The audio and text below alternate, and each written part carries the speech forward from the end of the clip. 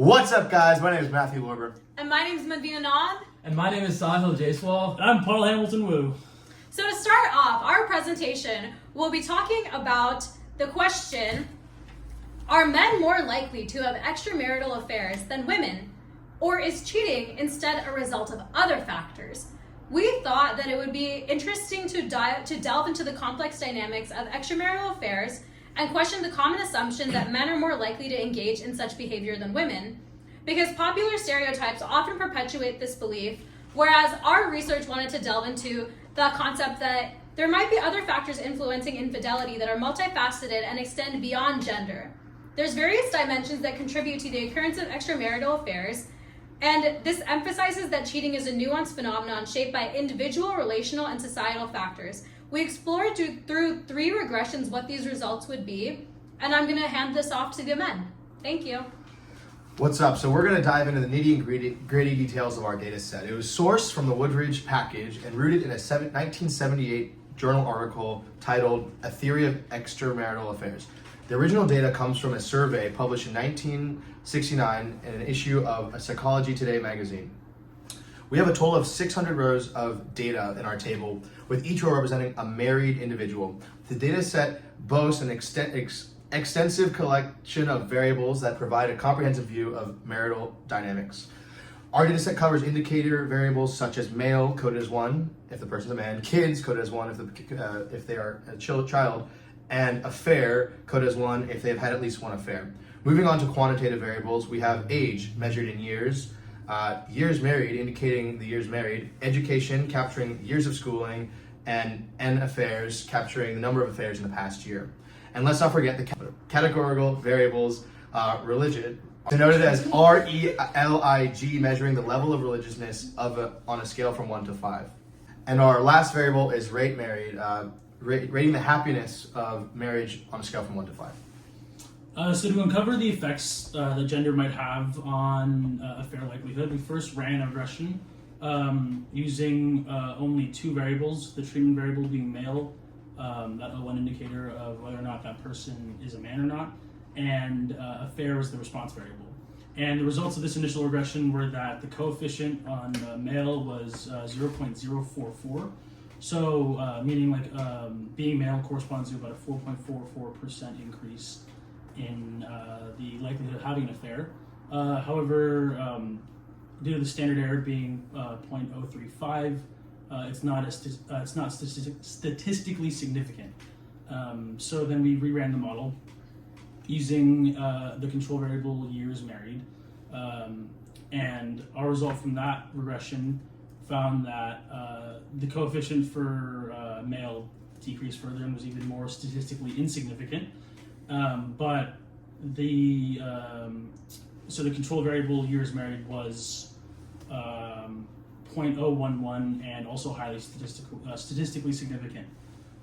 So that made us think that years married probably does in fact seem to increase the affair likelihood by 1.1%.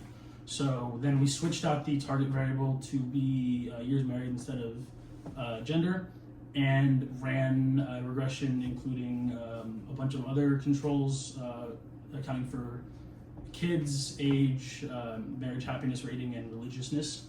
And after running that, we found that years married remains statistically significant, and that coefficient even increased to about 0.0139. And we also found that there was also an effect of happiness rating and religiousness on likelihood of infidelity as well. So with in terms of marriage happiness, we found that an increase in as the happiness rating increased, there was a decreasing trend of likelihood of an affair, and as happiness increased, the statistical significance of the variable also increased as well. And also, in terms of the religiousness variable, we also found that people who were categorized as a 1, meaning they were anti-religious, tended to have higher rates of cheating than anybody else who was either non-religious or religious to at least some degree. And so what we can pretty much tell from this is that what we can tell from the results of these regressions is that the number of years married has a positive relationship with likelihood in an affair, and that likelihood increases by about 1.391% with each additional year of marriage. And we also the regressions can also tell us that with happier marriage ratings correspond to decreasing affair probability, and being anti-religious also corresponds with higher rates of adultery. That being said, we can't actually determine true causality that either of these factors actually cause cheating to decrease, and that's because the data we found is not from an RCT, and also suffers from the very common issues when trying to uncover causality through observational studies.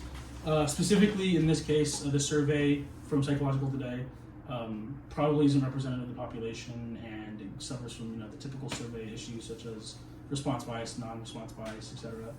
And also, the human behavior in terms of cheating is also a super complicated issue that can't always be captured by quantifiable variables. So there's most likely tons of omitted variables that we can't account for in this data set that further induce bias in our model. And reiterate on what everyone else said, it doesn't seem that being a man has a positive relationship with the likelihood of cheating, confirming the suspicions of our hypothesis. Instead, factors such as marriage, happiness, religiousness, years married do have correlations with cheating. But to reiterate again on what Paul said, the source of our data and the complexity of cheating leads us to not be able to reach causal conclusions, but in the future, more granular data that meets the standards of an econometric approach like a randomized control trial or difference in differences might be able to tell us more. So overall, marriage and divorce are incredibly important topics because of how interrelated they are to happiness. So more research should definitely be done in those areas, and more data should be collected.